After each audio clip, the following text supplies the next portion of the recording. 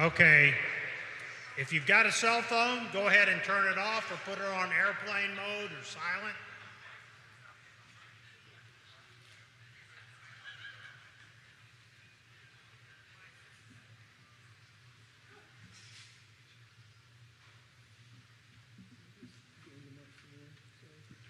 I know we got a hard act to follow after those 4 young kids.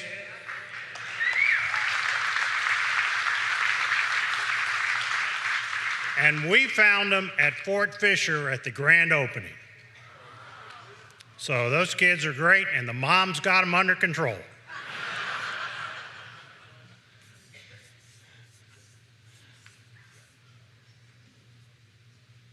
All right, if everybody would stand for the Pledge of Allegiance.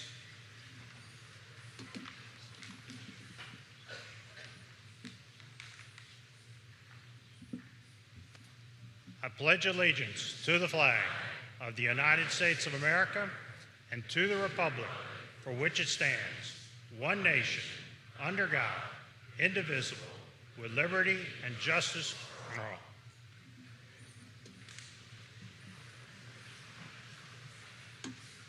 All right. Who's a new member or a guest tonight? Please stand up.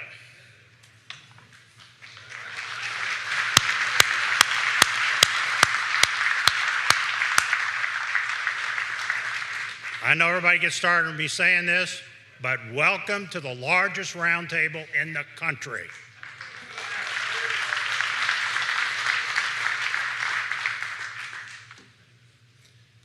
Okay, tonight we're going to celebrate our 15th anniversary. It's one of the reasons we had the music. This is a list of the volunteers.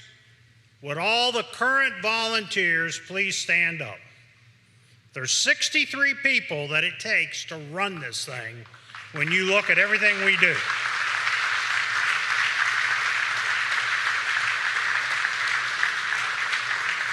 And there's still a whole bunch of them out there in the lobby finishing up before they get to come in. Now, Wally, stand up. We owe this man a heck of a lot of credit for getting this thing started. Him and Tom O'Donnell started it in 2010.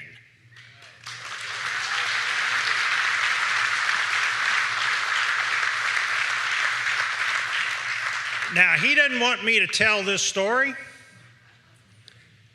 but how they got it started, him and Tom, is the 2 wives got together and said, "You 2 guys, go over there in the corner." So they got over there, started talking about round tables and everything they'd seen and not seen, and that started this one. And how many people did you have at your first meeting, Wally? He had 15, next meeting 100. Wally, great job.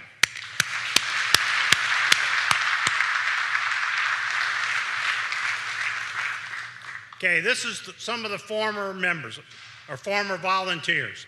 I have 2 slides. There's 92 people that have volunteered in the past, and you'll see a lot of the volunteers are couples, husband and wife teams that have volunteered for a long time doing various jobs.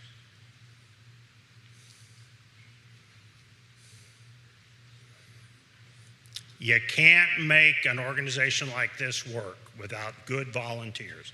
That is critical for us. Okay, come this fall, Ann's already set up Thomas Jesse to do an impersonation of General Lee in the September meeting. This guy is as good as the Grant guy. If you saw the Grant guy, this guy is just as good. Because the 2 of them work together and do Appomattox and several other impersonations together. So he's good. Ladies, special treat for you because Robin has got Emily coming in. She's got a Wilmington tie. She drowned off the coast of Wilmington at the end of the Civil War. They'll explain it to you about what happened. But that's another great impersonator. you'll have a great time with her. And then if you don't have anything else to do, Walsh and Dunn, the tour guides, will be doing Fort Anderson and Town Creek with Fonville. We'll be doing a night tour again. We're not going to do it in this cold of weather this time. And we got Jim McKee coming back doing multiple tours of Caswell. So that's just the start, plus a lot of good speakers. All right, reminder, Sutler's Table. If you didn't get a map, you want something to do this summer, we got plenty of maps back there, North Carolina, Maryland, Virginia, a lot of places to go. All right, Matt, where are you? On the way.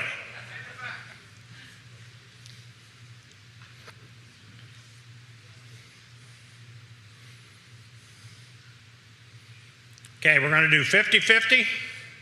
How much? $169. $169.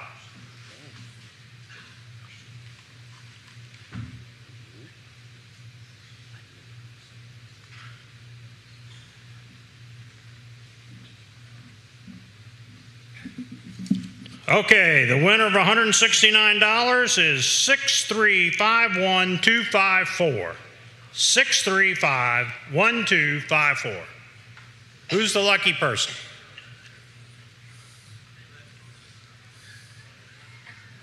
Are you the lucky person? All right. Somebody's going shopping. All right, for a free book at the Sutler's Table, 635-1381. 1381. Do I have a winner? 635-1381. All right, if you read your number, head back to the Sutler's Table so you can pick up your book. Ann will introduce tonight's speaker. We'll get him transitioned to his new slides. And there you go, Ann. I'm short, so I bring it down here. Ladies and gentlemen, tonight we're honored to have Dr. Brad Gottfried with us to present the Antietam paintings of James Hope. Brad is an award-winning author of 14 books on the Civil War. His most recent award was the 2023 Army Historical Foundation Distinguished Writing Award for his book, Maps of Spotsylvania Through Cold Harbor. He retired as the president of the College of Southern Maryland in 2018 to devote his time to writing more Civil War books, hopefully, and conducting battlefield tours. Let's give a warm welcome to Dr. Brad Gottfried.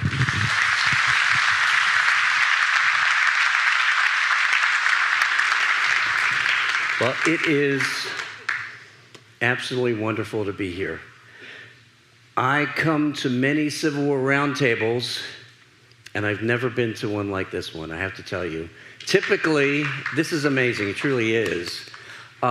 Typically, I'll have maybe 15, 20, 25 people at a round table. So I look around, and not only do I see men, and I usually see only men, but to see so many women, that is amazing. And I really want to recognize Wally and John and everyone else who's made such a big difference. I also want to thank Ann. She does an amazing job. I can't begin to tell you. I'll mention the Civil War Roundtable. Well, it's in Western Pennsylvania. It's a big city, but I'm not going to tell you which one. It begins with a P.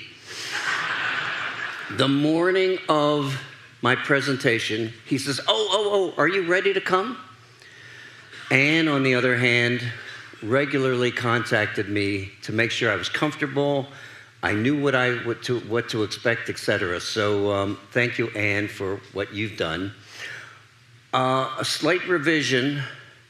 I'm up to 22 books on the Civil War. And my real claim, if there's a claim to fame, it's I do a lot of map books. And This is maps of Gettysburg, so I'll have a map on one page and a book and the text on the other, and there'll be about, oh gosh, maybe 150 or so, 160 maps. But tonight I'm going to do something different. My most popular talk, and I was mentioning this to Ann, is about Lincoln. I won't say boo, that we're in the South, but I think most people appreciate Lincoln. And when you think about his visit to Gettysburg, you would think we know everything about it, right? We know very little, and there are all these mysteries. But my second favorite one is what I'm doing this evening, and that is the Hope paintings of James, the Antietam paintings of James Hope, which you may never have heard of. Have you ever heard of James Hope? I never heard of him. So I'm an Antietam Battlefield guide, and before they renovated the visitor center, they had all 5 of these paintings. I have to tell you, they're 5.5 feet wide, high, 12 feet long, and they are amazing. You're going to see all 5 of them tonight. And the problem is when they renovated the visitor center, they said, well, we can't put all 5 out there anymore. We can only put 1 at a time. And we can rotate them maybe every couple years. Where I'm 75, I don't think I'm ever going to see all of them again. So my wife and I, who's sitting in the audience, decided to write a booklet on these paintings, which you will see, if you don't agree with me that they're not fantastic, I'll still talk to you, it's okay. But what we're going to do tonight is we're going to talk about these paintings, and I'm going to blow them up so you can really see the detail. We're going to load cannons, we're going to fire cannons, we're going to see what it was like to be in battle. We're going to see some of the horrible aftermath, etc. All right, here he is. That's Captain James Hope. He did not have an easy life. I want you to imagine he's born about 1819. His mother passes away before he's even 2 years old. His father will move from Scotland, that's where he was born, to Canada when he's 9 years old. Now, I want you to imagine you're with your dad, everything is not so great, but still you've got a dad.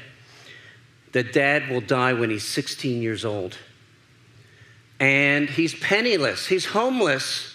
So if you're in Canada, where do you go? You come to America, you come to the United States, right? The land of opportunity. And he walks 150 miles to Vermont. And he will become an apprentice to a wagon maker. He hates it. But he starts taking classes, art classes, and he really feels that he has an affinity, and he really enjoys it.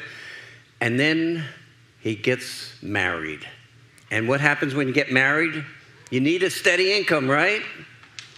So he becomes a school teacher, puts all the paints beside him away, and is working full time.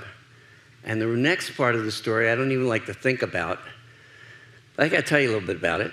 He's chopping wood, and he has a horrible accident. I don't even want to visualize. You can imagine. He's going to be laid up for several months.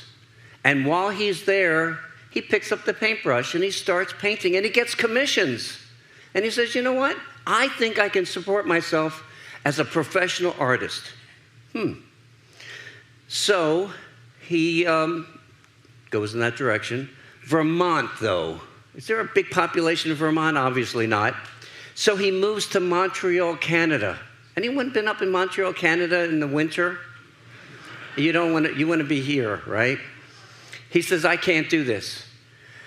So what he does is he moves back to Vermont, can't make a living. He goes to New York City. And he is going to open up a studio in New York City. He's going to be there in the winters. He goes to Vermont in the summers. Life is good.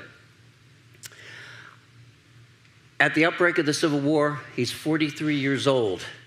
Now, if I'm 43 years old, I don't know if I want to join the Army, but he's going to help recruit Company B of the 2nd Vermont Infantry, and he becomes their captain. He's going to be a first Bull Run. He's going to be at many of these battles with the 2nd Vermont.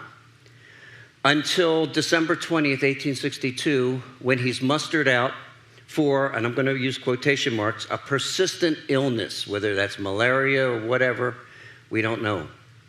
But he's going to start to paint, and he starts painting canvases relating to what he's seen. And so here's some of his initial this is one of his initial paintings, a little crude, but you know, he's just getting back into it. And as he gets more proficient, he becomes better at it. He becomes, and Linda is not here to help me, he becomes part of the Hudson River School of Artists. And there he's painting. He has the opportunity to go to don't tell me now, Watkins Glen. Has anyone ever been to Watkins Glen in New York? Yeah, it's beautiful. He says, forget all this stuff. Forget about Vermont. Forget about New York City. He moves there, and he's going to open a gallery. And he's painting there. And life is good. Well, what happens is, during the 1880s, a lot of these veterans who didn't want to think about the Civil War or even go to a reunion or anything like it, in the 1880s, he goes to 2 reunions at Antietam. And he says, you know what? The 60th anniversary is coming up. Or, excuse me, the 30th anniversary. I am going to, according to James Hope, I'm going to paint 5 panoramic views of this battlefield and the battle in time for the 30th anniversary. Now, does anybody know when the Battle of Antietam was fought? September 17th, 1862, the bloodiest one-day battle in American history. About 23,000 young men killed, wounded, and missing. And he does it. But here's the problem. That is September 17th, 1892. He dies the 20th of October the following month, probably of exhaustion, trying to get it done, and we're going to see it tonight. And so the paintings, he's trying to sell these paintings. He thinks, I'm going to make a lot of money. Nobody wants to buy them. Who's got a wall that big? And so he leaves them in the studio, and he bequeaths them to a son who's a talented photographer. Son passes on to his kids. But they keep the studio open. There's a massive flood at Watkins Glen in the 1930s. And these paintings that I'm going to show you are buried under tons of mud and debris for years. And then they're going to be recovered. They're going to be restored. But they disappear. Where the heck are they? They find them in a church near Watkins Glen. And here's the bad part, the worst part.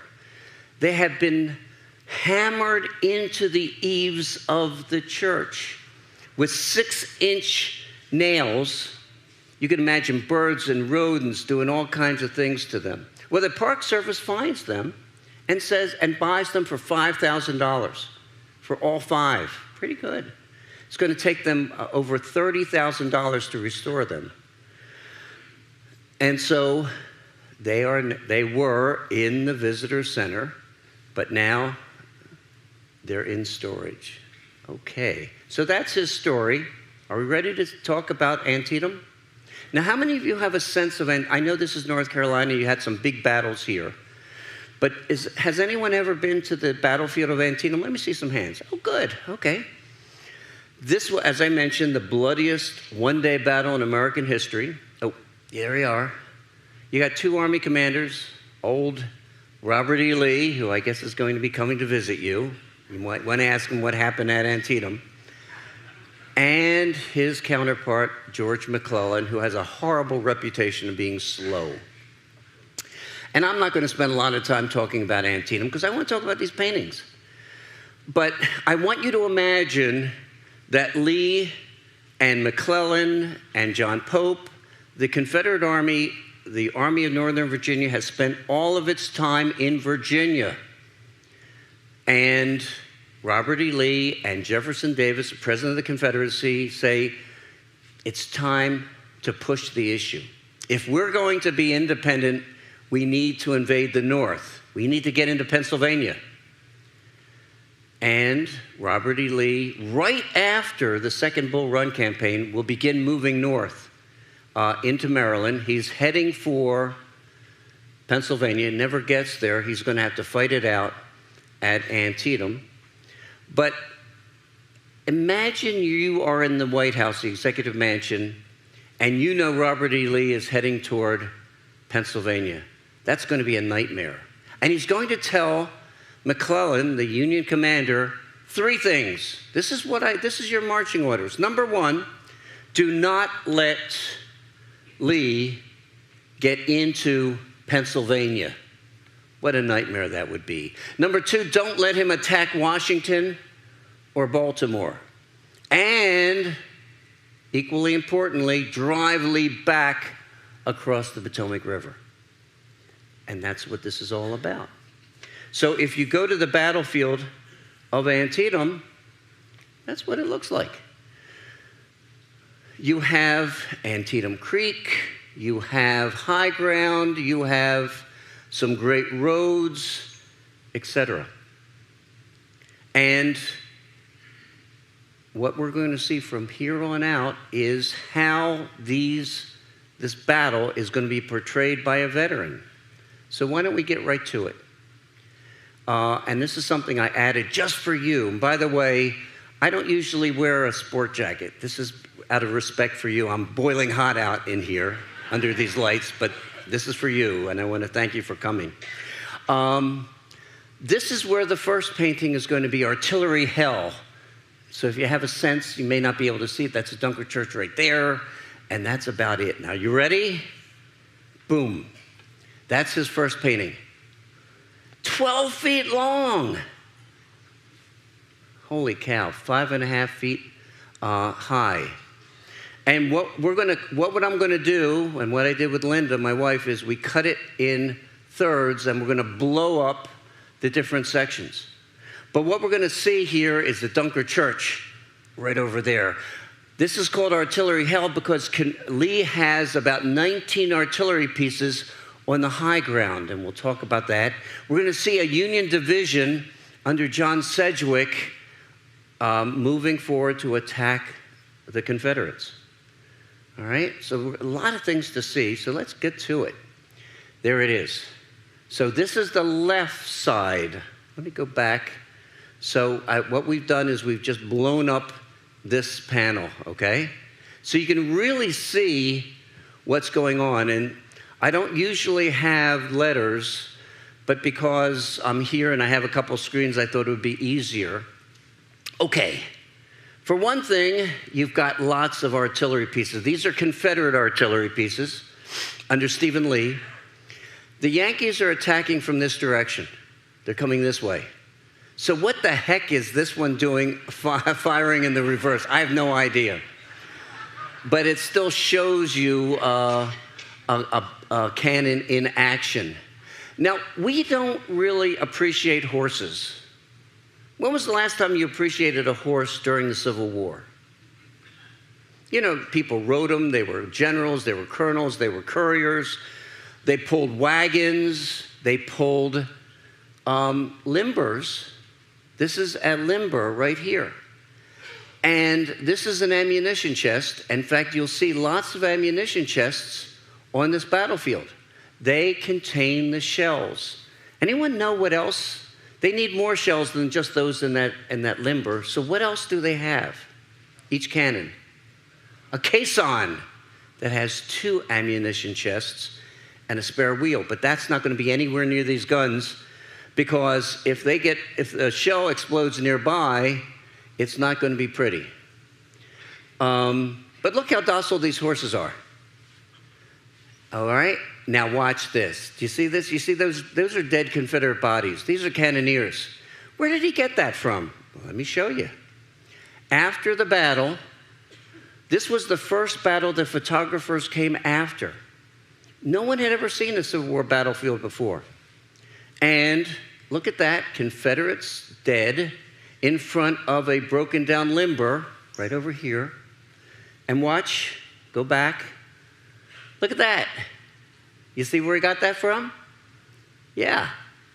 What else do we have? D. By the way, if you're looking for E, there's E. That's a long Hagerstown pike. I don't like the letter F, so you won't find letter F on here. But look at G. That's the Dunker Church right there. Where did he get that inspiration from? Well, look at that. Look at that. Very similar, isn't it? What's also interesting, if you know about the Dunkers, fascinating. I could go on and on about the Dunkers. These are German Baptist brethren. That is, women here, that's your door, right there. Men are going to be on that door. When the men go in, where are they sitting? In the front. Where are the women coming in? The back door. Where are they sitting? In the back of the church, yes. And then you have the West Woods. Farmers love their trees. And if you go to a battlefield today, you'll see too many trees. There were very few trees during the Civil War because why did they use trees? Fences, right? Building things, heating their homes, cooking their food. You had woodlots such as the West Woods, and that's represented here. Okay, so that's the left panel. Let's go to the center panel. And let's shoot a cannon, okay? How many of you have actually shot a cannon off? Kind of interesting, isn't it? Okay. Well, here it is. Right over here, I'm going to do the foreground. Now, let me ask you a question. And I know I digress a little bit, but this isn't simply James Hope's paintings. It's also talking a little about the Civil War. You're a cannoneer, and you just fired off your cannon. What's the worst thing that can happen to you? You put in another powder charge, right? And are there embers in there? Yeah. And if that explodes, you're dead. So they have to, when they're reloading the cannon, the first thing they have to do is make sure that there are no embers left inside the barrel of that cannon.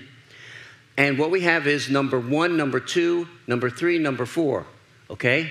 1, 2, 3, 4. So what do you need for a fire to occur? You need oxygen, right? Well, there's a vent right there. So you see this guy? I don't know, can you see his left arm? He's got his thumb over the vent so no oxygen can get into the barrel. And then number 2, I should say, he's got something called a worm. It looks like a hanger on a stick. He's going to pull out all of the embers, all right? But they're still not done. In between, I don't know if you can see it right there and right there, in between the spokes, you can see a bucket of water. And this guy, number 1, is going to have on one of his end of his stick, he's going to have a sponge. He's going to sponge it down. So they are going to make very sure that there is not a problem. There's no embers. It's not going to explode prematurely. And then a runner is going to come from the rear, and he's going to bring a shell, and he's going to give it to number 2. Number 2. Number 2 throws that shell into the cannon, the barrel of the cannon, and he, number 1, reverses the stick, and now he's got a rammer. He's going to ram it down. Okay, so the shell is in there. What do you have to do now? You got a powder charge, right? You got to expose the powder. So number 1, 2, 3 has a pick. He's moved his thumb off the vent. He's got a pick. He's going to poke the powder. He's going to go through that vent hole. He's going to put a hole in the powder bag. And number 4, we haven't talked about number 4. He's going to put a friction primer in there, attached to a lanyard, and guess what? When he's ordered to, he's going to pull the lanyard, and the gun's going to fire. Whew. Not easy. A lot of steps, but the most important is you don't want it to explode prematurely, and they take very good care. Now, how about B? Is this guy wounded? Look at B. What do you think? Is he wounded? No. Look, that cannon has just fired. And do you want to be hard of hearing? No, oftentimes you're going to hold your hand. They didn't have earmuffs. They're going to hold their hand and pull back. But look at this guy right here under C. Not so much. He's been wounded by an enemy shell, by a Yankee shell. D, there you can see they're running for the rear. When they start to run out of ammunition, or when the enemy fire is too intense, they'll reposition the guns. There they are under D, as you can see. E is simply a road. There's that Union infantry division. And what you'll see is in the distance, you'll see South Mountain right there. Okay. And then the right, and this is one of my favorite ones. You can see it over here. There under F. But here's another view. This is to the right. And what you see are 3 lines of infantry. This is one Union division. Most people can't visualize 5,500 men. Can you visualize 5,500 men in line? I can. But here they are. Look, they're extending from all the way up there, and then they continue all the way down here. Amazing. And there are 3 lines. Each of these is a brigade. Each of them is about 1,700 men. And they are heading to the West Woods. They will get themselves beaten up badly by the Confederates. They will lose 40% of their men in 20 minutes. 2,200 men killed, wounded, missing, because the Confederates will attack them from several sides. But look at this. Look at, where am I looking at here? E. You see E? There's E. You know what that is? I don't know. First of all, this is a regiment. Can you see the regiment here? You see that space right there? And you see the space right there? That is a regiment. A regiment can be anywhere from 200 to 400 to 600 men. In the middle, who's riding right behind, under B, who's riding right behind that regiment? The commander, the colonel, right? He's giving directions to that regiment where to go on the battlefield. You have D and C, that would be the major and the lieutenant colonel. So the field officers are going to be on either side. The colonel, the commander, is going to be in the middle. And the most important aspect is E. And you probably can't see it, and you might be able to see it there. That's a flag. Do you know why they had flags during the Civil War? Anyone? Well, yeah, kind of, sort of. I mean, certainly it was a matter of pride. What was the battlefield like during the Civil War? Could you see that if they were firing? You didn't see anything. They were using black powder, so all you saw was billowing white smoke. You're the colonel. If there's billowing white smoke and there's people on either side of you and it stretches out for 100 yards or so, guess what's going to happen? That regiment's going to fall apart, right? Imagine that regiment. The colonel wants the regiment to go over here, okay? I would ask for volunteers, but I don't have enough time. But imagine I'm the colonel, and I tell the flag bearer, I want you to go that way. He goes this way. The guys on either side see him going that direction. They go there. The guys on the other side, they go. Eventually, the whole regiment moves that way. So it was a way that they could maintain control, command and control during an era of black powder. Did they have black powder in World War I? No. Or World War II? And people say, well, that's suicide, shoulder to shoulder. It was the only way that they could maintain continuity. Okay, what else do we see? Whoa, look over here, look at H. Those are Yankee artillery in action against Stephen Lee's Confederate artillery, as you can see. You see some men over here, F and G. This guy is dead or wounded on F. I decided I'll use F. And G, you can see he's probably wounded from an earlier action, and he's heading to the rear. Kind of interesting. We also have F, which are, if you go to Antietam, you'll see limestone ledges. And if they're oriented correctly, whoops, you can hide behind them. Ugh. Okay. Now, I'm not supposed to show you this. Is this the one? Yeah. It says J. And Linda, my wife, always says, don't show him this. A ranger showed me this, and I can't not see it anymore. So you're going to see it and not see it in the future. You see, Jay? That's half of a cannoneer. You can see the bottom part. He's been blown apart, as you can see in Jay. But I didn't show you that, right? Don't tell Linda that. So that's the first panel. Kind of interesting, isn't it? You got a beautiful painting, and most people say, oh, it's beautiful, and then they move on to the next one, but they don't really see it. Now you're seeing it. Okay, let's look at the next one. The next one is going to be right around here where the sunken road or the bloody lane is. And this was a horrible, horrible place, because I want you to imagine you are a Union soldier, and you're marching, marching, marching. You have no idea who's in front of you. You get to the top of a hill, and guess what? You look down, and guess what you don't want to see, but you do see? A line of Confederate soldiers lying behind a fallen fence. They will stand up, and they will fire at them. But let's see how he portrays it. There it is.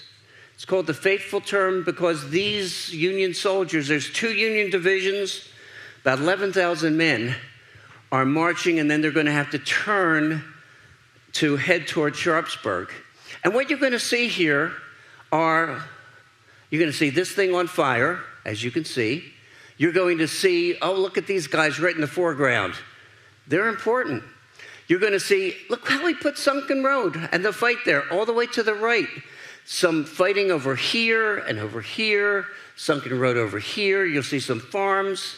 Interesting, but we really can't see it unless we blow it up. So let's blow it up, okay? And there it is. So this is the left panel. Now, you can see, again, some Yankee artillery firing at the Confederates. You get a line of troops. That's how they would march. These are reinforcements. We have no idea who they are. Probably from the Union 6th Corps, led by the colonel. He's with his field commanders, field officers, the major, the lieutenant colonel, and they're marching that way. Oh, they're marching this way as well. Okay? Field artillery. This. Now, let's talk about how horrible it must be to live on a farm during a battle. What do you expect? Are you going to hang around during a battle? Oh, no, you're not. You're going to leave. And in this case, Robert E. Lee's aides are going to go to every single farm owner and family and say, you need to leave. You don't want to stay here. And imagine what they must experience when they get home. What would you expect? Help me out here now. A lot, well, dead bodies, yes. Especially Confederate bodies, because the Union troops who are in command of the field, who have the field, they're going to bury their own guys first. You're going to see long trenches, right? They are going to bury these men in long trenches. Imagine you've got a farm field. You had a beautiful cornfield. It's all broken up. You're not going to be able to harvest it. And you've got long trenches. You're not going to be able to harvest those crops in the future. The stench is overwhelming. All of your chickens and cows and horses, guess what? Gone. Yankees and rebels have gotten into your house and they've taken whatever's not nailed down. And so your livelihood is gone and you're left with really a horrible, horrible situation. But at least your house and barn are still intact, right? Wrong if you are Samuel Muma. Samuel Muma was a man who liked children. He had about a dozen kids. Took him 2 wives to get him because the first one died in childbirth. But the Confederates will burn down his house, his barn, his outbuildings during the course of the battle. And it was done by Confederates. We know they were North Carolina men from the 3rd North Carolina. It wasn't that they didn't like Mr. Muma. They hadn't met him. They had to vacate that area. They had occupied it.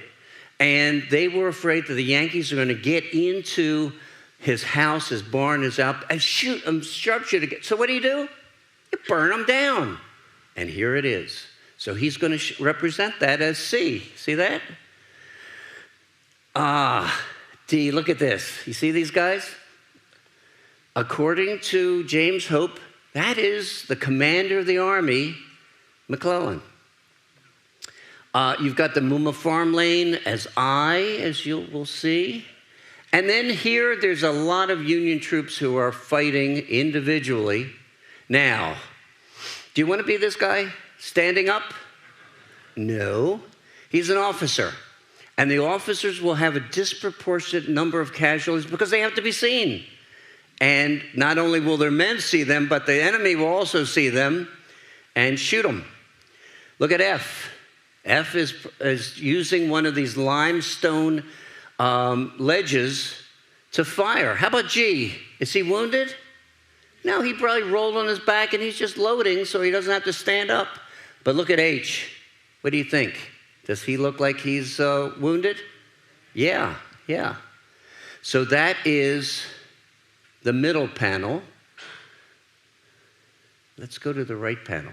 The right panel, if I'm painting this painting, I'm going to put the sunken road and all the bloodiness right in the middle. But he doesn't. He shoves it over to the right because he thought more important things to show.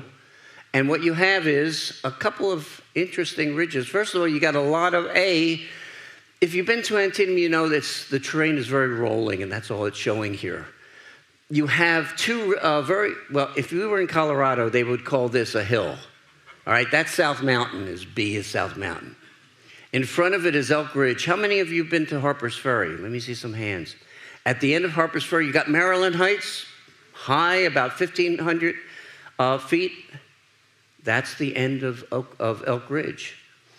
Let's see, what else do you have? D, that's the William Roulette house and his barn. And William Roulette is a tragic story because the Yankees will be in the area around Antietam and Sharpsburg for 6 weeks after the battle. And guess what they bring with them? Not only are they taking more stuff, they're bringing disease. Mr. Roulette has a 20-month-old daughter who's just learning how to talk, who will die of typhoid fever, brought on by the soldiers. And he has lost so much. Things have been stolen from his house, from his barn, etc. He asked for the government to pay $3,500 in reparations. And you know how much they give him? About $300 for the use of the barn by Union troops. I should have mentioned, by the way, this guy, Samuel Muma. What do you do if your house has been burned down, your barn, everything else? You go to Washington. I want reparations. Help me rebuild my house. And what did they say? Who burned down your house? It was those dirty rebels. Well, good. Go to Richmond. See if they'll pay for it. The guy is so wealthy, he pays for his rebuilding his farm the following year. Okay, let's continue. This is the Roulette Farm Lane right here as H, as G, as you can see. H is interesting. Civil War fences. Most people don't care about Civil War fences. Anybody care about Civil War fences? I do. I think they're kind of neat. But there's two major kinds of Civil War fences, and you should be aware of them. What do you call these right here? Split rail, post and rail, right? Did soldiers like these? You found these along thoroughfares. Do soldiers like these fences? No, they hated them because if your commander says, I want you to go from this field to this field, guess what? You can't knock that down. You need to climb over it. And what happens is you climb over that fence? You're going to get shot, yes. This is a snake fence, sometimes called a Virginia rail fence. Might have a North Carolina name too. But this is a temporary fence. It's a portable fence. Nothing is in the ground. And so Confederates or Union troops can literally push it down and use it as a barricade. You can move that fence. If you have cows, you can move it from field to field, these cows, and theoretically, it's a pain in the neck, move this fence to surround them. Okay, but this is the right side. And this is where I think much of the action is occurring. You'll see A is South Mountain, B is Elk Ridge. Look at I. I's interesting. Imagine you're McClellan and you want to see what Lee's army is doing. Look how high that ground is. What letter is that? I. That is called Red Hill. And imagine that McClellan has a signal station up there who's wigwagging all of this information about where Lee's troops are to McClellan and his leaders.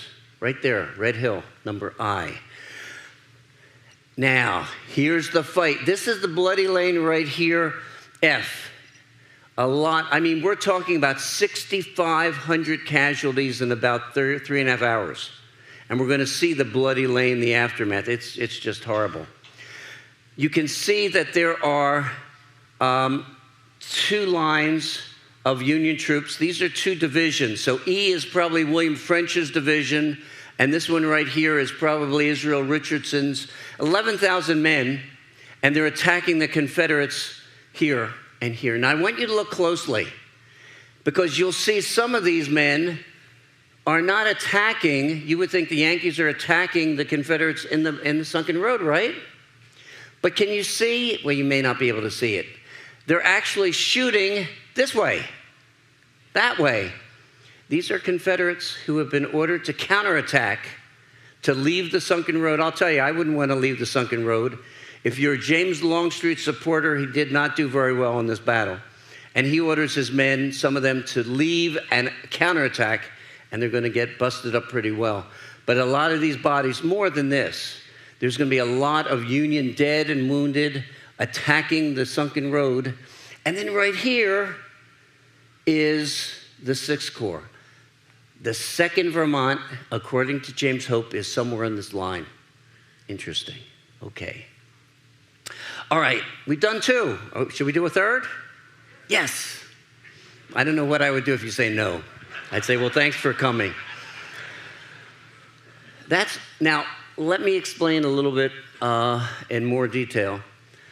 McClellan is on the offense. He's desperately trying to encourage Lee to leave the Maryland and cross the Potomac River, which is right here. So his battle plan is to attack from the north. He's going to attack from the south, and then maybe attack down the middle. So we've seen the attacks on the north, but now we're going to look at the attack from the south. This is Burnside, Ambrose Burnside's 9th Corps. And there it is. Isn't that pretty? You can see the color palette is very different here. You're going to see, obviously, the most important aspect is the Burnside Bridge, or the lower bridge. You're going to see where the Confederate defenders were. Up at the top, you're going to see some Union officers, and you're going to see some others that are marching across. So let's look at it close up. You can really see it now, right? You couldn't really see it before. The most important aspect of this is right here. This is the lower bridge. Now, during the battle, the upper bridge was not defended by Lee's men, and so the Yankees could just go across. Here, the lower bridge, when they're going to attack Lee's right flank, there are Confederates up here, 400 to 500 Georgia boys up here. Now, who are you going to take? Are you going to take 400 to 500 Georgia boys who are up on the heights, or are you going to take 13,000 Yankees who are trying to cross this bridge? Who are you going to put your money on? I'm going to put them on the Georgia boys, because that's a bottleneck, that bridge, and these guys are in a wonderful defensive position. And they're going to hold them for 3 hours. It's going to take 3 attacks for them finally to capture the bridge. And what you're going to see is, here they are. Some Union troops are running across the bridge. You can see others are coming to behind them. And again, he's going to use a period drawing. This was drawn during the battle by Edwin Forbes to help him remember what it was like 30 years before. Actually, he never saw this. He wasn't this part of the battlefield. Look how badly beaten up this is. All right, because the Confederates are still up on the heights, not the infantry, but the artillery. Lee doesn't have a lot of infantry, but he's got lots of guns up there. And they're blasting these men, as you can see, and blasting the bridge. Okay, this is a no-no. Why is this a no-no right here? If you are a cannoneer, you never, ever ride on the limbers. You never ride on the backs of horses. Why? What's going to happen when it hits a bump or a rut in the road? And it's going to hit a rut in the road. Guess what these cannoneers are going to do? They're going to be laying all over the ground, not in good shape. And they're going to wear down the horses. So cannoneers usually rode or walked. That's not true. Right here, you can see more troops coming. How about this guy right here? What's happening with him? That's the officer of a battery who happens to be in the wrong place at the wrong time, and a Confederate shell has dehorsed him. Look at C. They're already collecting the bodies so that they can bury them after the battle. Okay? And then the right panel. Look at this guy, all in braid. That's Ambrose Burnside. That's the commander of 13,000 Union troops riding around. You have, obviously, an artillery blast in C. A is where the Georgia boys were up in that hill right there. And what's going to happen is, as the Union troops are going to cross the road or across the bridge, they're going to march along this road, F, but they have not attacked Lee's flank yet. They're trying to attack Lee's right flank, and where it is, beyond there. So they've got some climbing to do, as you can see. And by the way, I do want to point out one thing that's kind of interesting. You see that tree right there? You see that tree? Under I, watch that. There it is right there. And if you went to the battlefield today, guess what? It's still there. That's a witness tree. Okay. All right, I got to pick it up because Ann's getting her hook. All right. Number 4. Illustrates something that happened toward the end of the battle that should not have happened. And that's happening right in this general area, right toward the middle of the battlefield, right over here. Okay. It's called wasted gallantry. I want you to imagine, if you will, these are Yankees. These are Yankees from the 7th Maine. 6th Corps have not been in action, and the commander, William Irwin, says there are some Confederate sharpshooters, snipers, right over here and right over here. We got to clear them out. The commander of the 7th Maine, is Major Hyde, realizes they're not a handful of enemy soldiers. There's a lot of troops there. And he basically is protesting. And what do you do if your commander says, you're taking that position? What are you going to do? You're going to go and try to take that position. And that's what's going to happen. We're going to see Sharpsburg in the distance. We're going to see this high ground right here, Hagerstown Pike. Well, let's get into it. So that's the left side. Again, Elk Ridge as A. B is South Mountain. C is Confederates have reinforced earlier the sunken road, and they're going to come under tremendous artillery fire. And those are bodies of Confederates from Richard Anderson's division that had the misfortune of crossing this open area.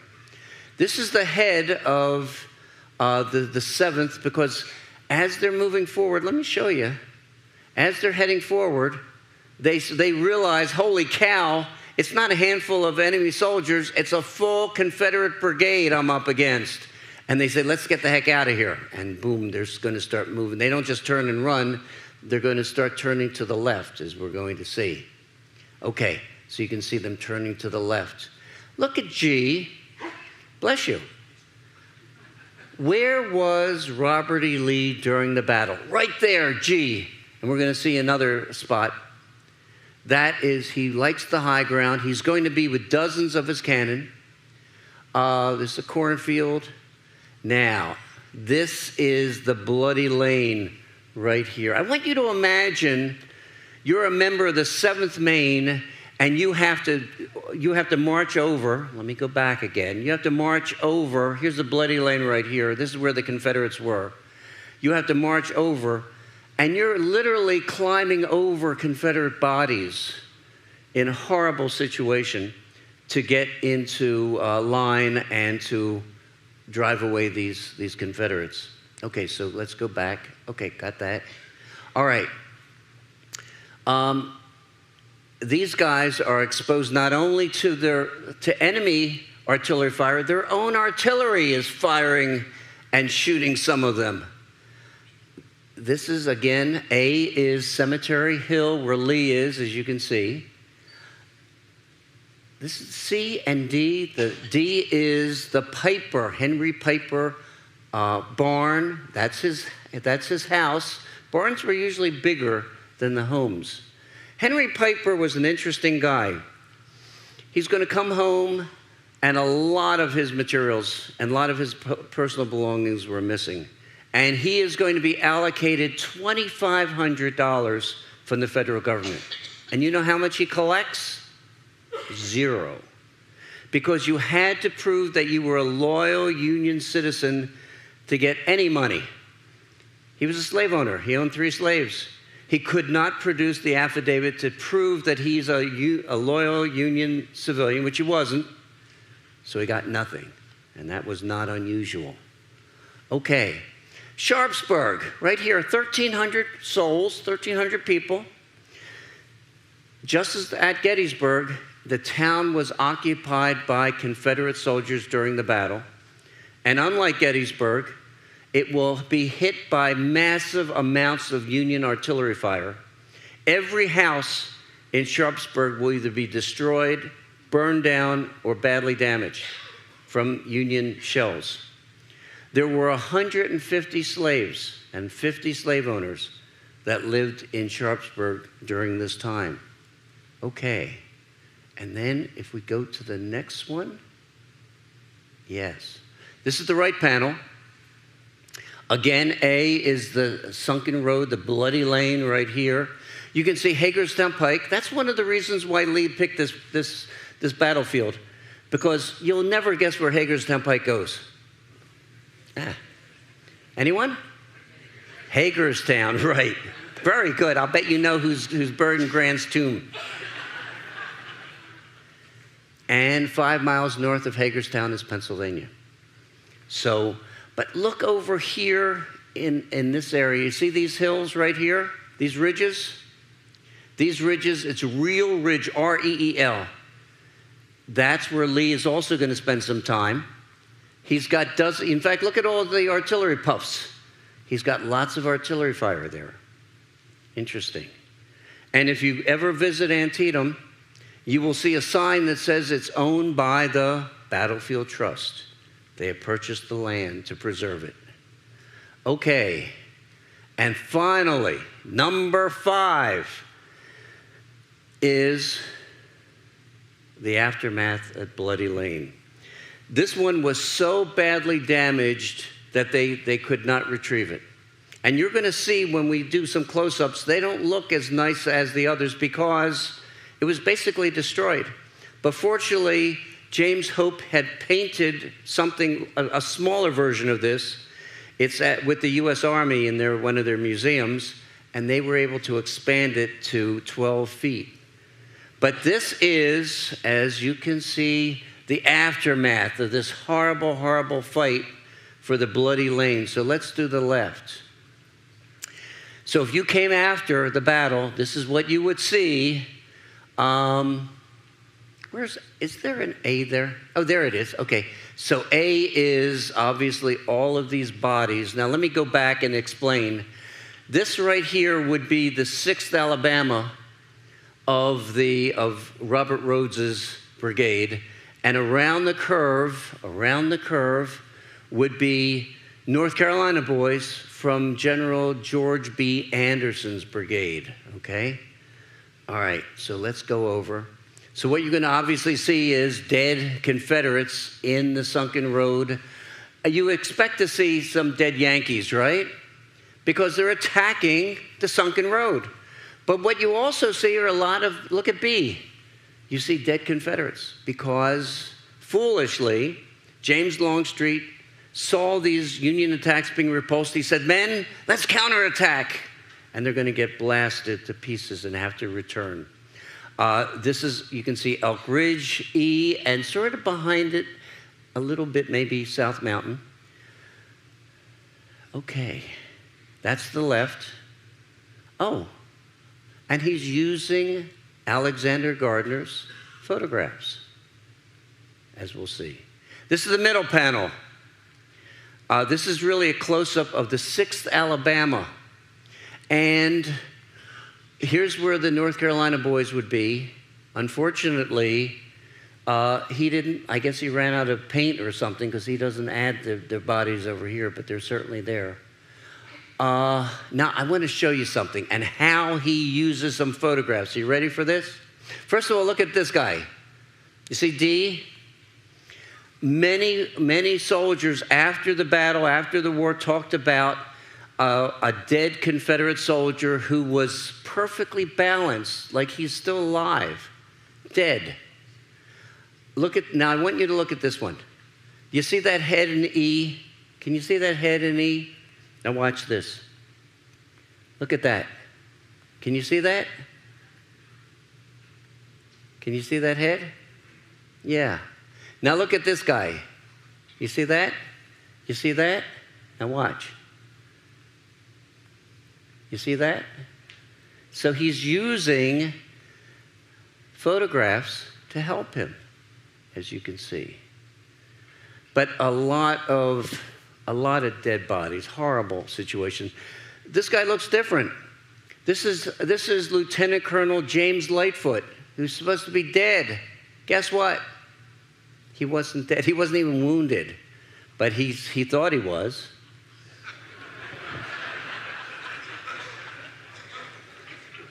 And then the last one. This is the right side, the right panel. And he made sure he painted in this Confederate soldier who was draped over one of the fences.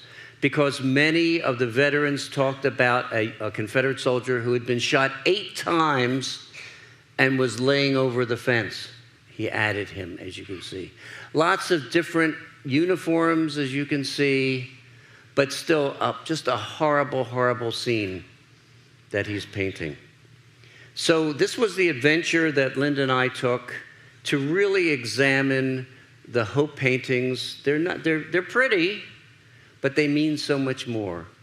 And I wish they were on display today, but they're not going to be. So, can I ask if there are any questions? Does anyone have any questions? Thank you. Thank you. Any questions you might have? Yes. Of the 23,000 soldiers that died that day, what were the percentages of North and South? Or does anybody know? Oh, we do know. It was pretty proportional. What you should know is Lee had a very small army. He only had about 36,000 men. Half what he had at Gettysburg. McClellan had almost 60,000 men. So Lee lost about over a little bit more than 10,000 men, and the rest were Union troops. So it was pretty close in terms of percentages. Thank you. Good question. Any other questions you might have? Yeah. This may be a bit off topic, but I know down the road when I was visiting years ago, found a sign at John Brown's farmhouse. Yes, Are you familiar with that? I certainly am. John Brown. How many of you have been to Harper's Ferry? Great place. If you haven't been to Harper's Ferry, you really want to visit. It's a neat place. John Brown, Harper's Ferry is important for many different reasons. It was an arsenal. It was an armory, second only to, what was the first one? Springfield, Massachusetts. And so the question is, what about John Brown's farmhouse? You can see it from the road. You can see a sign. John Brown is going to start a slave rebellion. What does he need? He needs two things. He needs arms. He's going to go to Harper's Ferry. And he needs an army. And where's he going to get the army from? Slaves in the Shenandoah Valley. There are thousands there. And he's hoping he's going to go to Harper's Ferry. He's going to collect all these arms. Slaves in the area are going to hear what's going on. They're going to leave their farms, and they're going to join his army. It doesn't quite work out the way he thought. And Robert E. Lee, when he comes and visits you, you might ask him what he did at Harper's Ferry, because he's on leave. This is happening in 1859, before the war. He's sent from leave to Harper's Ferry from Washington with 88 Marines. And it's fascinating because if you're a slave owner, if you own a plantation, what is your biggest nightmare? Being killed in your sleep by your slaves, right? I mean, it's a horrible feeling, but you know they could do it. Nat Turner Rebellion. And so when word got out that John Brown was in Harper's Ferry with a small army of about 20 men, some slaves, some former slaves, some of his sons, etc., they went crazy. And what's the worst combination with guns? Liquor. They got liquored up, and it was not a pretty sight what they did to some of John Brown's men. But interesting, when Lee gets there with these 88 Marines, he says to the militia commander, what do you want to do? Do you want to storm the fort, or should we do it? What do you think the militia commander said? No, you do it. You do it. Well, while he was reconnoitering, while he's making plans before this October attack in 1859, he needed to be close to Harper's Ferry. So he rented this farmhouse, the Kennedy farmhouse, and he has a small army in that farmhouse. He has about 15 guys in there. They can't come out during the day because the neighbors are going to say, what are all these guys doing here? Something's going on here. They could only come out at night. They didn't like to read. They didn't like to read their Bibles, so they were totally bored. But so when you look and when you drive by on the way to Harper's Ferry, you'll see a sign that says John Brown's, I forgot what it's called, his headquarters. And that's simply when he was reconnoitering, when he's determining what he's going to do, how he's going to attack. Yes. Thank you for the question. Any other questions we may have? Oh, okay. Yeah. So where on the field was Hope? He was all over. The 2nd Vermont is going to be mainly in the middle of the battlefield. They get there late. The 6th Corps, I don't want to go into too much detail, but the 6th Corps was really dispatched before the battle to save Harper's Ferry, to try to avoid the attack, Stonewall Jackson's attack on Harper's Ferry in 1862. So they're going to get to the battlefield late. And they're going to get there probably around noonish or so. So initially he's going to be that line by the sunken road, and then later on around the middle of the battlefield. But they're never really engaged. But still, it had an impact on him. There was something. When you read about this battle, I mean, every battle of the Civil War is horrible. But when you read about this one, there is just something that goes even above the horror. That any man was able to survive the hell of this battle is truly amazing. Well, thank you very much. And I'll be around if anyone has any questions. If you would like to buy some books, and Dr. Gottfried will sign them for you. And answer your questions as well. So thank you so much for coming. I really appreciate it. 22 books he wrote.